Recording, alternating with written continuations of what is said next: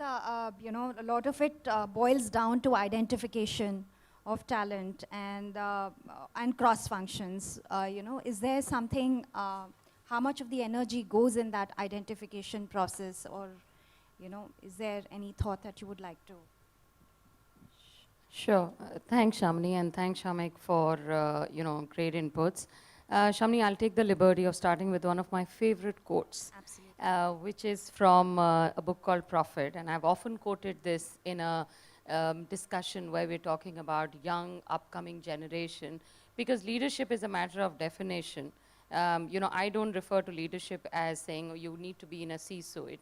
You could be at the junior most level, but you could have some really innovative ideas to be a leadership. So the whole philosophy around that, for me, gets generated and summed up in this quote. Some of you might have read it, so I do apologize if I'm, if you're familiar with it already.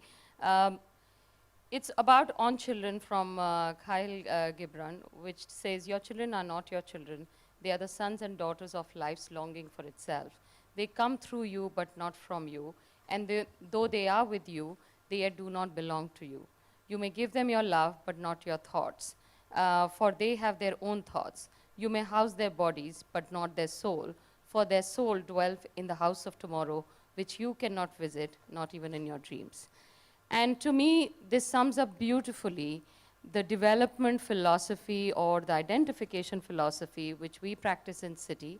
Somehow the whole word training gives me a sense of, we kind of getting people together in a classroom, trying to teach them something.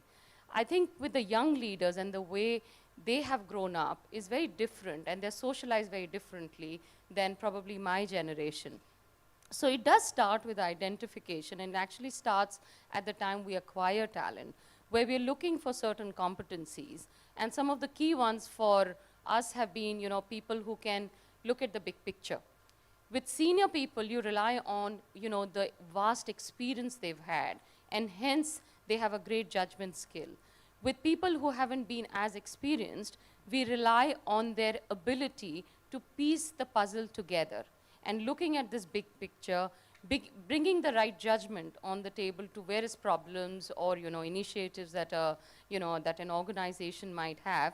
And the third big one would be perseverance, because there are problems. Nothing is straightforward, and there are a lot of things you have to learn. You have to be agile, and the whole the style flexibility is very important. So those three parameters would hold good for us in Citi. We've been very focused on 3 E's, especially at the junior level, which is giving them the right experience, exposure, and education.